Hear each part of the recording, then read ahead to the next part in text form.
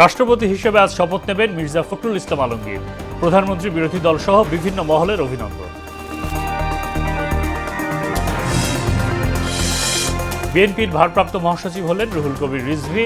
দেশ ও দলের কল্যাণে নিবেদিত হয়ে কাজ করবেন, প্রত্যাশা সংশ্লিষ্টদের।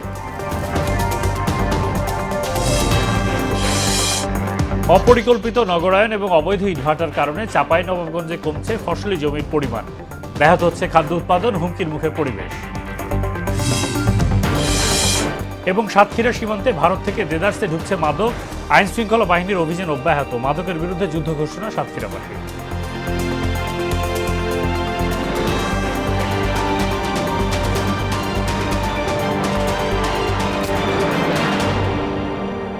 আসসালামু আলাইকুম, স্বাগত মোহনা সংবাদে। এতক্ষণ শুনছিলেন শিরোনাম, পুরো সংবাদের সঙ্গে আছে মোহাম্মদ সাইফুল ইসলাম খান। গণপ্রজাতন্ত্রী বাংলাদেশের 23তম রাষ্ট্রপতি হিসাবে আজ শপথ নেবেন নবনির্বাচিত রাষ্ট্রপতি মির্জা ফখরুল ইসলাম আলমগীর। সন্ধ্যা 7টায় বঙ্গভবনের দরবার হলে রাষ্ট্রীয় শপথ গ্রহণ অনুষ্ঠান অনুষ্ঠিত হবে। নবনির্বাচিত রাষ্ট্রপতিকে শপথ বাক্য পাঠ করাবেন জাতীয় সংসদের ভারপ্রাপ্ত স্পিকার ব্যারিস্টার কায়সার কামাল। রাষ্ট্রীয় শপথ অনুষ্ঠানে বিদায়ী রাষ্ট্রপতি, প্রধানমন্ত্রীর স্পিকার, প্রধান বিচারপতি, মন্ত্রিপরিষদ সদস্য, 3 বাহিনীর প্রধান, বাংলাদেশে নিযুক্ত বিভিন্ন দেশের কূটনীতিক এবং দেশি বিদেশি বিভিন্ন ব্যক্তিবর্গ উপস্থিত থাকবেন। এর আগে দেশের 23তম রাষ্ট্রপতি নির্বাচিত হন বিএনপির সদ্য সাবেক মহাসচিব মির্জা ফখরুল ইসলাম আলমগীর। 35 বছর পর এই পদে সরাসরি ভোটাভুটি হয়। এতে মির্জা ফখরুল পান 255 ভোট, আর 11 দলীয় ঐক্যের প্রার্থী অবসরপ্রাপ্ত কর্নেল অলি আহমেদ পান 88 ভোট। বিকেলে ফল ঘোষণা করেন CCAMM নাসির উদ্দিন। নতুন রাষ্ট্রপতিকে শুভেচ্ছা জানিয়েছেন প্রধানমন্ত্রী তারেক রহমান, ভারপ্রাপ্ত স্পিকার কায়সার কামাল ও বিরোধী দলীয় নেতা ডাক্তার শফিকুর রহমান সহ দেশি বিদেশি বিভিন্ন মহল। শামীমুজ্জামান চৌধুরীর রিপোর্ট।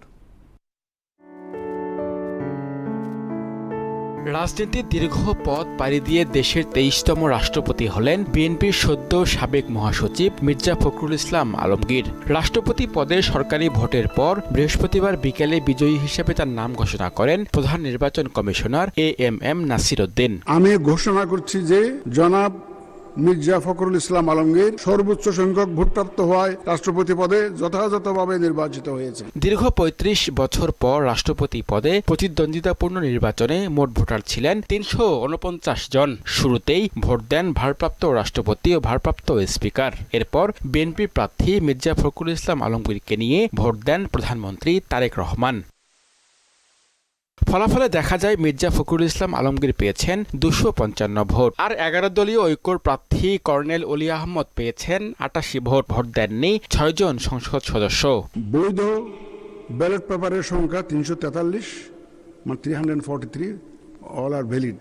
রাষ্ট্রপতি নির্বাচনের নির্বাচনী কর্মকর্তা এবং CEC নাসির উদ্দিন বলেন, ভোট সুষ্ঠু হয়েছে, এক্ষেত্রে কারোরই অভিযোগ নেই। বৈধ ব্যালট পেপারের মধ্যে ডক্টর অলি আহমদ বীর বিক্রম পেয়েছেন 88টি ভোট এবং জনাব মির্জা ফখরুল ইসলাম আলমগীর পেয়েছেন 255 ভোট। ফলাফলের পরে সরকারি, বিরোধী দল এবং স্বতন্ত্র সংসদ সদস্যদের সঙ্গে কুশল বিনিময় করেন নতুন রাষ্ট্রপতি মির্জা ফখরুল ইসলাম আলমগীর। এদিকে নতুন রাষ্ট্রপতিকে শুভেচ্ছা জানিয়েছেন প্রধানমন্ত্রী তারেক রহমান, ভারপ্রাপ্ত স্পিকার কায়সার কামাল ও বিরোধী দলীয় নেতা ডাক্তার শফিকুর রহমান। শুক্রবার সন্ধ্যায় বঙ্গভবনে শপথ নেবেন নতুন রাষ্ট্রপতি। ছাত্র রাজনীতি দিয়ে পথ চলা শুরুর পর শিক্ষকতা, সরকারি চাকরি, স্থানীয় জাতীয় রাজনীতির দীর্ঘ পথ পেরিয়ে বঙ্গভবনের বাসিন্দা হলেন মির্জা ফখরুল ইসলাম আলমগীর। শামীমুজ্জামান চৌধুরী, মোহনা সংবাদ, ঢাকা। রাষ্ট্রপতি নির্বাচিত হওয়ায় মির্জা ফখরুল ইসলাম আলমগীরকে শুভেচ্ছা জানিয়েছেন 11 দলীয় জোটের প্রার্থী কর্নেল অলি আহমেদ। বৃহস্পতিবার রাজধানীর মহাখালীতে নিজ বাসভবনে সাংবাদিকদের তিনি একথা বলেন। দলমতের ঊর্ধ্বে থেকে সবাইকে কাজ করার আহ্বান জানান তিনি। বলেন, এই নির্বাচনে গণতন্ত্র নিয়ন্ত্রিত, কোনো সংসদ সদস্য দলের বাইরে ভোট দিতে পারবে না। সুশাসন এবং জবাবদিহিতা নিশ্চিত করা না হলে দেশের মানুষ শান্তিতে বসবাস করতে পারবে না বলেও জানান অলি আহমেদ। জানান, বিএনপি বলেছিল ক্ষমতায় আসলে সংবিধানের 70 অনুচ্ছেদ তুলে দেওয়া হবে, কিন্তু তারা সেটি করেনি। রাজনীতির দীর্ঘ পথ পাড়ি দিয়ে দেশের রাষ্ট্রপতি নির্বাচিত হয়েছেন মির্জা ফখরুল ইসলাম আলমগীর। শিক্ষকতা দিয়ে কর্মজীবন শুরু করা এই রাজনীতিক সরকারি চাকরি, স্থানীয় জাতীয় রাজনীতির নানা ধাপ পেরিয়ে হয়েছেন বিএনপির মহাসচিব। সংসদ সদস্য ও প্রতিমন্ত্রী হিসেবে দায়িত্ব পালনের পর এবার দেশের সর্বোচ্চ সাংবিধানিক পদে তার অভিষেক। ঠাকুরগাঁও থেকে বঙ্গভবন মির্জা ফখরুল ইসলাম আলমগীরের এই দীর্ঘ পথ চলার খবর জানাচ্ছেন মফিউর রহমান। ছাত্র রাজনীতি দিয়ে পথ চলা শুরু, এরপর শিক্ষকতা, সরকারি চাকরি, স্থানীয় ও জাতীয় রাজনীতি। দীর্ঘ এই পথ পেরিয়ে বাংলাদেশের রাষ্ট্রপতি মির্জা ফখরুল ইসলাম আলমগীর। 1948 সালের 26শে জানুয়ারি ঠাকুরগাঁওয়ে জন্ম তার। রাজনৈতিক পরিবারে বেড়ে ওঠা। বাবা মির্জা রুহুল আমিন ছিলেন আইনজীবী, রাজনীতিবিদ ও সাবেক মন্ত্রী। চাচা মির্জা গোলাম হাফিজ ছিলেন জাতীয় সংসদের স্পিকার ও সরকারের মন্ত্রী। ঢাকা বিশ্ববিদ্যালয়ে অর্থনীতি বিভাগের ছাত্র থাকতেই রাজনীতির সঙ্গে যুক্ত হন মির্জা ফখরুল। 60-এর দশকের শেষ দিকে ছাত্র ইউনিয়নের রাজনীতিতে সক্রিয় ছিলেন তিনি। 1969-এর গণ অভ্যুত্থানে ঢাকা বিশ্ববিদ্যালয় শাখা ছাত্র ইউনিয়নের নেতৃত্বেও ছিলেন ফখরুল। 1971 সালে মুক্তিযুদ্ধে অংশ নেন তিনি। 1972 সালে ঢাকা কলেজে অর্থনীতির প্রভাষক হিসেবে কর্মজীবন শুরু। পরবর্তীতে সরকারি চাকরিতে যোগ দিয়ে প্রশাসনের বিভিন্ন পদে দায়িত্ব পালন করেন। পরে ফিরে আসেন সক্রিয় রাজনীতিতে। সরকারে আসছেন দিকে কাউকে গরম দেখাবেন, কারোর কাছ থেকে টাকা নিয়ে নেবেন জোর করে, এই কাজগুলো যেন কেউ না করে। 1988 সালে ঠাকুরগাঁও পৌরসভার চেয়ারম্যান নির্বাচিত হন মির্জা ফখরুল। এর মধ্য দিয়েই বিএনপির রাজনীতিতে যুক্ত হওয়া। 1992 সালে ঠাকুরগাঁও জেলা বিএনপির সভাপতির দায়িত্ব পান তিনি। কৃষক দলের ভারপ্রাপ্ত সভাপতির দায়িত্ব পালন করেন মির্জা ফখরুল ইসলাম আলমগীর। স্থানীয় রাজনীতি থেকে ধীরে ধীরে উঠে আসেন জাতীয় রাজনীতির কেন্দ্রীয় মঞ্চে। 2001 সালের জাতীয় সংসদ নির্বাচনে ঠাকুরগাঁও 1 আসন থেকে সংসদ সদস্য নির্বাচিত হন ফখরুল। বিএনপি সরকারের সময় কৃষি প্রতিমন্ত্রী এবং পরে বেসামরিক বিমান ও পর্যটন প্রতিমন্ত্রীর দায়িত্ব পালন করেন। 2009 সালে বিএনপির সিনিয়র যুগ্ম মহাসচিব এবং 2011 সালে ভারপ্রাপ্ত মহাসচিবের দায়িত্ব পান তিনি। 2016 সালে আনুষ্ঠানিকভাবে বিএনপির মহাসচিব নির্বাচিত হন। এরপর প্রায় 1 দশক দলের অন্যতম প্রধানমুখ হিসেবে রাজপথের আন্দোলনে ভূমিকা রাখেন এই ত্যাগী নেতা। গণতন্ত্রকে প্রাতিষ্ঠানিক রূপ দেয়া, আসুন আমরা সেই চেষ্টাটা করি। বিরোধী রাজনীতির কারণে একাধিকবার মামলা, গ্রেপ্তার ও কারাবাসী হন মির্জা ফখরুল। পরবর্তীতে রাজনৈতিক পট পরিবর্তনের মধ্য দিয়ে আবারও সংসদে ফেরেন তিনি। দায়িত্ব নেন স্থানীয় সরকার, পল্লী উন্নয়ন ও সমবায় মন্ত্রণালয়ের। আর এবার রাজনীতির সে দীর্ঘ পথ চলার নতুন ঠিকানা বঙ্গভবন। ঠাকুরগাঁও থেকে বঙ্গভবন। দীর্ঘ রাজনৈতিক অভিযাত্রায় মির্জা ফখরুল ইসলাম আলমগীরের নতুন অধ্যায় এখন মহামান্য রাষ্ট্রপতি হিসেবে। মফিউর রহমান, মোহনা সংবাদ, ঢাকা। মির্জা ফখরুল ইসলাম আলমগীর রাষ্ট্রপতি নির্বাচিত হওয়ার পর বিএনপির ভারপ্রাপ্ত মহাসচিবের দায়িত্ব পেলেন স্থায়ী কমিটির সদস্য রুহুল কবির রিজভী। বৃহস্পতিবার বিকালে জাতীয় সংসদে রাষ্ট্রপতি নির্বাচনের আনুষ্ঠানিকতা শেষ হওয়ার পরপরই বিএনপির দপ্তর থেকে এক সংবাদ বিজ্ঞপ্তিতে তাকে দায়িত্ব দেওয়ার কথা জানানো হয়। এতে বলা হয়, এই মনোনয়ন অবিলম্বে কার্যকর হবে। এর আগে গত 15 আগস্ট রুহুল কবির রিজভী সহ 4 নেতাকে বিএনপির সর্বোচ্চ নীতি নির্ধারণী ফোরাম জাতীয় স্থায়ী কমিটির সদস্য করা হয়। এর 5 দিনের মাথায় রিজভীকে ভারপ্রাপ্ত মহাসচিবের দায়িত্ব দেওয়া হলো। 2016 সালে 6ষ্ঠ জাতীয় কাউন্সিলে রুহুল কবির রিজভীকে জ্যেষ্ঠ যুগ্ম মহাসচিব নির্বাচিত করা হয়েছিল। তিনি দেশ ও দলের কল্যাণে আরও নিবেদিত হয়ে কাজ করবেন, এমন প্রত্যাশা সংশ্লিষ্টদের। আমের রাজধানী খ্যাত চাঁপাইনবাবগঞ্জে দিন দিন কমছে ফসলি জমির পরিমাণ। মূলত অপরিকল্পিত নগরায়ন, বসতি স্থাপন, পুকুর খনন এবং অবৈধ ইটভাটার কারণে নষ্ট হচ্ছে আবাদি জমি। এতে একদিকে ব্যাহত হচ্ছে খাদ্য উৎপাদন, অন্যদিকে নষ্ট হচ্ছে পরিবেশের ভারসাম্য। স্থানীয়দের অভিযোগ, প্রশাসনের উদাসীনতায় চলছে এসব কর্মকাণ্ড। শহীদুল ইসলামের তথ্যচিত্রে আরও জানাচ্ছেন মিশাল বিনতে আনোয়ারা। চাঁপাইনবাবগঞ্জে ফসলি জমির বুক চিরে মাথা তুলে দাঁড়িয়ে আছে বৈধ অবৈধ 1.5 শতাধিক ইটভাটা। এছাড়া অপরিকল্পিতভাবে গড়ে উঠেছে বহুতল ভবন, শিল্প কারখানা ও ট্রাক টার্মিনাল। প্রতিনিয়ত কৃষি জমি অকৃষি খাতে চলে যাওয়ায় ভবিষ্যৎ খাদ্য নিরাপত্তা নিয়ে তৈরি হচ্ছে বড় ধরনের আশঙ্কা। ফসলি জমিতে একবার ইটভাটা ও পাকা স্থাপনা গড়ে উঠলে সেই জমি আর কখনোই চাষাবাদের উপযোগী থাকে না। ফলে কৃষকরা হারাচ্ছেন জীবিকার মূল অবলম্বন। স্থানীয়দের অভিযোগ, প্রশাসনিক উদাসীনতার সুযোগেই কমছে ফসলি জমির পরিমাণ। কৃষিকাজে এই রাস্তার পাশে জমিগুলো ব্যবহৃত না হয়ে এখানে কলকারখানা তৈরি হচ্ছে, বিল্ডিং তৈরি হয়ে গেছে। তার জন্য আপনার ধান টান কিছু ফসল পানি তৈরি হচ্ছে না। আমরা খাবো কোথায়? এই ভাটাগুলোর জন্য আমাদের অনেক সমস্যা হচ্ছে, শ্বাসকষ্ট হচ্ছে। আবাদযোগ্য জমি সেটা অন্য কাজে ব্যবহার করা যাবে না, এটা তদারকি সংগঠন তেমন নাই। স্থাপনাগুলো যদি আপনার এরকম একটা জায়গায় আবাদি জমিতে না করে অন্য কোথাও করা হতো তাহলে আমার মনে হয় ভালো হতো। পরিস্থিতি মোকাবিলায় সম্মিলিত উদ্যোগের উপর জোর দেওয়ার কথা জানায় কৃষি বিভাগ। পতিত অথবা এক ফসলি জমি হয় তাহলে আমরা অনুমোদন দিই, তার বাইরে আমরা এটাকে অনুমোদনযোগ্য মনে করি না। উপজেলা প্রশাসন আছে, জেলা প্রশাসন আছে, তারা এ ব্যাপারে আরও জোরালো ভূমিকা পালন করবে আমি যতটুকু মনে করি। তবে আমাদের যেটা কাজ, আমরা কৃষকদেরকে উদ্বুদ্ধ করি। কৃষি বিভাগের তথ্য মতে গত 10 বছরে চাঁপাইনবাবগঞ্জ জেলায় 7,000 হেক্টর আবাদি জমি কমেছে। জেলার খাদ্য ভাণ্ডার রক্ষায় এখনই আইনের কঠোর প্রয়োগ ও কার্যকর নজরদারি জোরদার করার দাবি সংশ্লিষ্টদের। মিশাল বিন তানোয়ার, মোহনা সংবাদ। দেশের দক্ষিণ পশ্চিমাঞ্চলের জেলা সাতক্ষীরার সঙ্গে ভারতের 238 কিলোমিটার সীমান্ত রয়েছে। এসব সীমান্ত দিয়ে প্রতিদিন দেদারসে জেলায় ঢুকছে মাদক, যা হাত বাড়ালে মিলছে সর্বত্র। আইনশৃঙ্খলা বাহিনীর অভিযানের পাশাপাশি মাদক ব্যবসায়ীদের চিহ্নিত করে আইনের আওতায় আনতে কাজ করছেন স্থানীয়রা। আব্দুল জলিলের তথ্যচিত্রে জানাচ্ছেন ডলি বিনতে মনোয়ারা। সাতক্ষীরার সাথে ভারতের 238 কিলোমিটার সীমান্ত রয়েছে। এইসব সীমান্ত দিয়ে প্রতিদিন মাদক আসছে ভারত থেকে। এরই মধ্যে সাতক্ষীরা 33 বিজিবি ও নীলডুমুর 17 বিজিবির অভিযানে আটককৃত 104 কোটি টাকার মাদক ধ্বংস করা হয়েছে। সম্প্রতি পুলিশের বিশেষ অভিযানে 74 জন মাদক ব্যবসায়ীকে আটক করা হয়েছে। মামলা হয়েছে 51টি। তারপরও থামছে না মাদক ব্যবসা। শহর থেকে গ্রাম সর্বত্র হাত বাড়ালেই পাওয়া যাচ্ছে মাদক। আমাদের ছেলেপিলেগুলো সবাই জানে, সব গ্রামে ছেলে ভালোই যান, জীবনে জানে এই কাজটা না করে। সবাই বাড়ি বাড়ি যাই এই যারা মাদক বিক্রি করে এদের এমন ভাবে অভিযান করতে হবে যেন ভবিষ্যতে কোনোদিন ওরা এই জিনিস হাতে না করে। আমরা প্রশাসনের হস্তক্ষেপ কামনা করছি। কিছু কিছু ক্ষেত্রে দেখি প্রশাসন এদেরকে সহায়তা করে। আমরা এর বিরুদ্ধে আমরা জিরো টলারেন্স দেখাবো। যুব সমাজকে মাদকের ছোবল থেকে রক্ষায় আইনশৃঙ্খলা বাহিনীর পাশাপাশি এখন মাঠে নেমেছে সাধারণ মানুষ।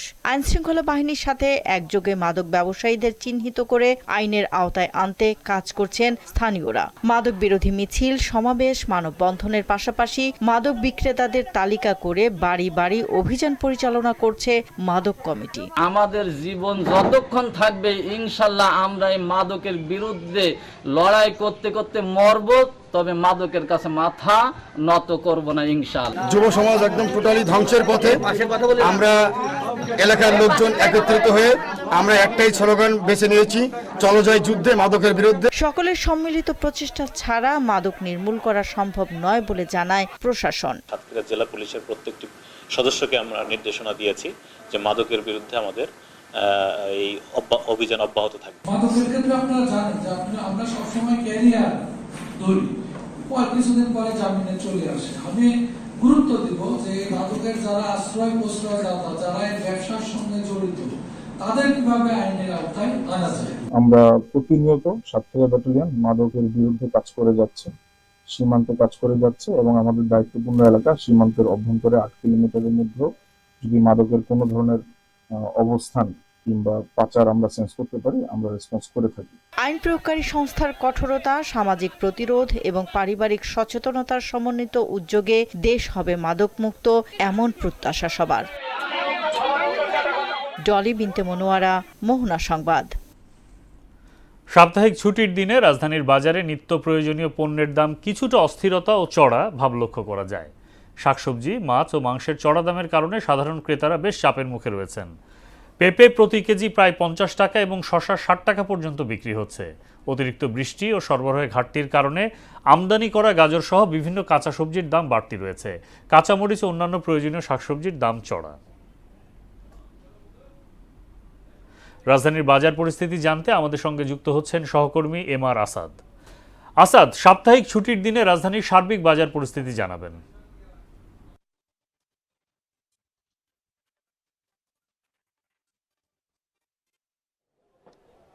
সাইফুল, আপনি জানেন যে আসলে সাপ্তাহিক যে ছুটির দিনটি থাকে এবং শুক্রবার, সেই শুক্রবার দিন আসলে রাজধানীর বিভিন্ন যে বাজারগুলো রয়েছে, আসলে গুরুত্বর পয়েন্টের যে বাজারগুলো রয়েছে, সেখানে আসলে যারা ক্রেতা তাদের একটা চাপ থাকে। এবং আমি এখন আছি মোহাম্মদপুরের টাউন হল বাজারে এবং আপনি দেখতে পাচ্ছেন যে বরাবরের মতোই অন্যান্য ছুটির দিনের মতোই এখানে আজকেও কিছুটা চাপ আছে। তবে এই বাজারে চাপ থাকলেও যে নিত্যপণ্যের যে দাম, বিশেষ করে শাকসবজির যে দামটা, আপনি জানেন যে বর্ষাকালে বিশেষ করে বৃষ্টির কারণে তখন যেহেতু যে গ্রামের প্রত্যন্ত অঞ্চল থেকে যে শাকসবজিগুলো আসে, সেই তরি তরকারিগুলো আসে, সেগুলো কিন্তু বিভিন্ন এই বৃষ্টির কারণে কিন্তু নষ্ট হয়ে যায় এবং সে কারণে কিন্তু সরবরাহের একটা ঘাটতি থাকে এবং সে কারণেই কিন্তু আমরা দেখেছি যে বাজারে এটার মূল্যটা অনেকটাই চড়া থাকে এবং সেটি একটি কারণ রয়েছে। এছাড়া আপনি জানেন যে গ্যাসের একটি এলপিজি গ্যাসের যে সংকট, কারেন্টের সংকট, তেলের সংকট, এই যে সামগ্রিক সংকট, এটার একটা প্রভাব কিন্তু পরিবহন খাত থেকে বাজারে যে পণ্যগুলো ঢাকাতে আসছে, রাজধানীতে আসছে, সেখানেও কিন্তু পড়ছে এবং সেটাকে কেন্দ্র করে কিন্তু আমরা দেখেছি যে শাকসবজি কিংবা তরিতরকারি যে দামগুলো রয়েছে সেগুলো কিন্তু ঊর্ধ্বমুখী। এছাড়াও যদি বলি যে বাজারে যে চালের বাজার রয়েছে, যেগুলো মাছ বা মাংসের বাজার রয়েছে, মাংসের বাজার কিছুটা আগের মতো স্থিতিশীল থাকলেও আমরা দেখতে পাচ্ছি যে চালের যে বাজার সেটি কিন্তু এখন পর্যন্ত অস্থির অবস্থাতেই রয়েছে, কারণ বৃষ্টি এবং পরিবহন খাতের যে ব্যয়, সেটির চাপটাকে কিন্তু আসলে এই বাজারকে নিতে হচ্ছে এবং সামগ্রিকভাবেই বলা যায় যে আসলে বৃষ্টিটা যদি কিছুটা কমে আসে এবং শীতকালীন সবজি যখন আগাম বাজারে আসা শুরু করবে, তখন হয়তো এই পরিস্থিতি থেকে কিছুটা মুক্তি পাবে সাধারণ মানুষ। এছাড়াও গ্যাসের সংকট এবং যে বিদ্যুতের যে সংকট, এটিও যদি কমে আসে বা নিয়ন্ত্রণে আসে, তখনও কিন্তু আমরা এই যে পরিস্থিতি থেকে সাধারণ মানুষ কিছুটা মুক্তি পাবে। তো আমার কাছে এখন পর্যন্ত রাজধানীর বাজার থেকে এই ছিল সবশেষ তথ্য। সাইফুল। ধন্যবাদ আসাদ। মেহেরপুরে আমন মৌসুমে ডিলারদের কাছ থেকে সার পাচ্ছেন না চাষিরা, ফলে সিন্ডিকেটের কাছ থেকে সরকার নির্ধারিত দামের চেয়ে 700 টাকা বেশিতে ইউরিয়া ও ডিএসপি সার কিনতে বাধ্য হচ্ছে তারা। সময় মতো প্রয়োজনীয় সার না পাওয়ায় ফলন নিয়েও শঙ্কায় চাষিরা। তবে কৃষি বিভাগের দাবি সারের কোনো সংকট নেই, তবে কতিপয় ডিলার কৃত্রিম সংকট তৈরি করছেন। ফারুক আহমেদের তথ্যচিত্রে তাহসিন তারিনের প্রতিবেদন। মেহেরপুরের মাঠ জুড়ে এখন আমন ধানের আবাদ, পাশাপাশি জেলার বিভিন্ন এলাকায় চলছে নানান ধরনের সবজি চাষ, কিন্তু প্রয়োজনের সময় সার না পেয়ে বিপাকে পড়েছেন কৃষকরা। সরকারি নির্ধারিত মূল্যে ইউরিয়া সার প্রতি বস্তা 1350 টাকা। ডিলারের কাছ থেকে সরকারি দামে না পেয়ে বাধ্য হয়ে সিন্ডিকেটের কাছ থেকে কিনতে হচ্ছে 2000 টাকা পর্যন্ত দামে। আবার ডিলারের পাওয়া সার প্রয়োজনের তুলনায় অপ্রতুল্য। এছাড়া সময় মতো না পাওয়ায় উৎপাদন ব্যাহত হওয়ার আশঙ্কা করছেন কৃষকরা। সার লাগবে 5 বস্তা, 5 চাইলে 1 বস্তা। আমরা সার পাচ্ছি না, আমরা হাতে তেল পাচ্ছি না, আমরা হাতে কি করে হাতে খাবো আমরা? তাহলে 1 বস্তা সারে আমরা কি আবাদ করবো? আমার বিশেষ করে আমার জমিটা সার আসে, শুনি সার আসে, সার কোথায় যায়? আবার 200-500 টাকা 200-400 টাকা ধরে দিলে সার পাওয়া যায়। দোকানে 1850 টাকা বা 1800 টাকা দিলে অনেক সার পাওয়া যাচ্ছে। আমরা সিন্ডিকেটের কাছে জিম্মি হয়ে গেছি। জেলায় সারের সংকট নেই উল্লেখ করে কৃষি কর্মকর্তা জানান, কিছু ডিলারের কারণে কৃত্রিম সংকটের পরিস্থিতি তৈরি হচ্ছে। সরকারি নির্ধারিত মূল্যে সার বিক্রির বিষয়ে নজরদারি করা হচ্ছে বলেও জানান তিনি। বর্তমানে সারের কোনো সংকট নেই, তবে কৃষকের চাহিদা অনেক বেশি। আমরা কৃষকদের কাছে বিনীত অনুরোধ করব তারা যেন বৈজ্ঞানিক পদ্ধতিতে কৃষি কাজ সম্পাদন করেন এবং একই সাথে তাদের যে কৃষি জমি রয়েছে সেই জমির যত্ন নিতে হবে। আমরা কৃষকদের পরামর্শ দিচ্ছি তারা প্রচুর পরিমাণে জৈব সার ব্যবহার করবেন এবং একই সাথে সুষমভাবে রাসায়নিক সার ব্যবহার করবেন। চলতি বছর মেহেরপুর জেলায় 28,000 হেক্টর জমিতে ধান ও সবজি চাষ হয়েছে। জেলার উৎপাদিত সবজি স্থানীয় চাহিদা মেটানোর পাশাপাশি দেশের বিভিন্ন অঞ্চলে সরবরাহ করা হয়। তাহসিন তারিন, মোহনা সংবাদ। এবার সারা দেশে অনুষ্ঠিত সভা সমাবেশ নিয়ে প্রতিনিধিদের পাঠানো তথ্য ও চিত্রে ডেস্ক রিপোর্ট। ময়মনসিংহে নানা আয়োজনে স্বেচ্ছাসেবক দলের 46তম প্রতিষ্ঠাবার্ষিকী পালিত হয়েছে। যশোরের বেনাপোল দৌলতপুর সীমান্ত এলাকায় বন্যায় ক্ষতিগ্রস্ত 70টি পরিবারের মাঝে শুকনো খাদ্য সামগ্রী বিতরণ করেন বিজিবি 21। ধামরায় মাধ্যমিক ও উচ্চ মাধ্যমিক পর্যায়ের শিক্ষা প্রতিষ্ঠানের শিক্ষকদের সঙ্গে মতবিনিময় সভা এবং এসএসসি পরীক্ষায় জিপিএ 5 অর্জনকারী মেধাবী শিক্ষার্থীদের সংবর্ধনা দেওয়া হয়েছে।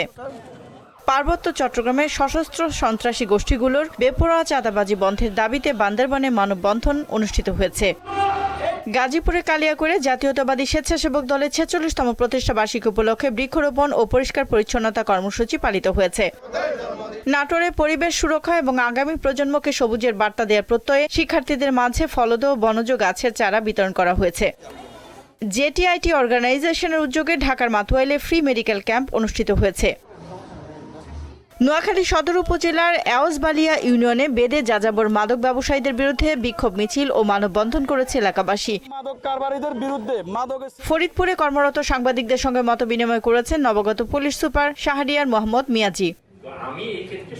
কিশোরগঞ্জের মিঠামইনে বিএনপি সভাপতি জাহিদুল আলম জাহাঙ্গীরের হত্যাকারীদের গ্রেফতার এবং বিচার দাবিতে বিক্ষোভ মিছিল ও সমাবেশ অনুষ্ঠিত হয়েছে। রাঙামাটির বরকল উপজেলার ছোট হরিণায় শিক্ষা প্রতিষ্ঠান এবং দরিদ্র সুবিধা বঞ্চিত পরিবারের মাঝে অনুদান প্রদান করেছে বিজিবি ছোট হরিণা জোন। গাইবান্ধার সাঘাটায় পালিত হয়েছে বাংলাদেশ জাতীয়তাবাদী স্বেচ্ছাসেবক দলের ৪৬তম প্রতিষ্ঠা বার্ষিকী। জাতীয়তাবাদী স্বেচ্ছাসেবক দলের ৪৬তম প্রতিষ্ঠা বার্ষিকী উপলক্ষে নারায়ণগঞ্জের রূপগঞ্জে বৃক্ষরোপণ, মশক নিধন ও পরিচ্ছন্নতা অভিযান কর্মসূচি পালিত হয়েছে। বিশ্ব মশা দিবস উপলক্ষে ময়মনসিংহ সিটি কর্পোরেশনের মশক নিধন কার্যক্রমের উদ্বোধন করেন প্রশাসক রোকনুজ্জামান সরকার রোকন। মানিকগঞ্জ জেলা ফোর্ব ফোরামের আয়োজনে বিভিন্ন শ্রেণী পেশার প্রতিনিধিদের সাথে শান্তিপূর্ণ সমাজ গঠনে ঐক্যের সংলাপ অনুষ্ঠিত হয়েছে। দিনাজপুর জেলা মোটর শ্রমিক ইউনিয়নে নবনির্বাচিত সভাপতি ও সাধারণ সম্পাদক সহ কমিটির নেতৃবৃন্দের কাছে দায়িত্ব হস্তান্তর করা হয়েছে। পটুয়াখালী কলাপাড়ায় শিক্ষা থেকে ঝরে পড়া রোধে এবং বাল্যবিবাহ বিরোধী শিক্ষার্থীদের শিক্ষাবৃত্তি প্রদান করেছেন উপজেলা নির্বাহী কর্মকর্তা। নওগাঁ নিয়ামতপুর উপজেলায় আনসার ও ভিডিপির মৌলিক প্রশিক্ষণ অনুষ্ঠিত হয়েছে। ঝালকাঠি সদর উপজেলার চারুখান ডিএস মাধ্যমিক বিদ্যালয়ের অ্যাডহক কমিটির পরিচিত সভা হয়েছে। মানসম্মত শিক্ষা নিশ্চিতকরণে নাটোরের সিংড়ায় টেকনিক্যাল অ্যান্ড বিজনেস ম্যানেজমেন্ট কলেজের আয়োজনে অভিভাবক সমাবেশ হয়েছে। Mymensingh Mohakhali girls school and কলেজের আয়োজক অ্যাডহক কমিটির সভাপতি ইফরাত জাহান সান্ড্রাকে সংবর্ধনা দেয়া ও বৃক্ষরোপণ কর্মসূচির উদ্বোধন করা হয়েছে। জাতীয় মৎস্যপক্ষ উপলক্ষে ময়মনসিংহের ত্রিশালে মৎস্য উন্নয়ন ফোরামের উদ্যোগে সুতিয়া নদীতে মাছের পোনা অবমুক্ত করা হয়েছে। ডলি বিনতে মনোয়ারা, মোহনা সংবাদ। আন্তর্জাতিক প্রসঙ্গ। নাইজেরিয়ার উত্তর পশ্চিমাঞ্চলীয় সোকোতো রাজ্যে ভয়াবহ নৌকাডুবিতে শিশুসহ অন্তত ৪৬ জনের মৃত্যু হয়েছে। বৃহস্পতিবার সোকোতো রাজ্যের গোড়নীয় এলাকার গোড়াও গ্রামে ৭০ জনেরও বেশি যাত্রী নিয়ে অতিরিক্ত বোঝাই একটি নৌকা নদী পার হওয়ার সময় দুর্ঘটনা ঘটে। স্থানীয় ডুবুরি উদ্ধারকারী দল নদী থেকে এ পর্যন্ত ১৬ জনকে জীবিত উদ্ধার করতে সক্ষম হলেও এখনও অনেকে নিখোঁজ রয়েছেন। শেষ করব মোহনা সংবাদ, যাবার আগে শিরোনামগুলো আরও একবার।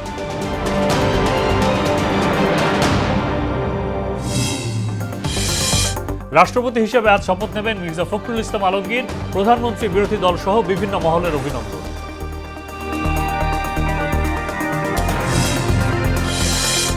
বিএনপির ভারপ্রাপ্ত মহাসচিব হলেন রুহুল কবির রিজভী।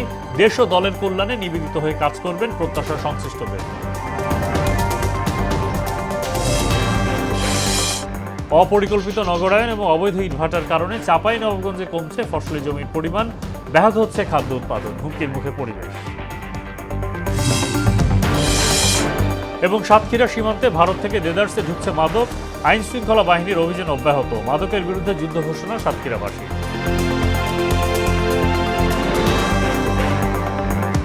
এই ছিল মোহনা সংবাদে। পরবর্তী সংবাদ দুপুর ১টায়। এর আগে বেলা ১১টায় দেখুন সংবাদ এক নজরে। মোহনার সবশেষ খবর জানতে ভিজিট করুন www.mohana.tv। সংবাদ দেখতে পারেন ফেসবুক, ইউটিউবেও। এতক্ষণ সঙ্গে থাকার জন্য ধন্যবাদ।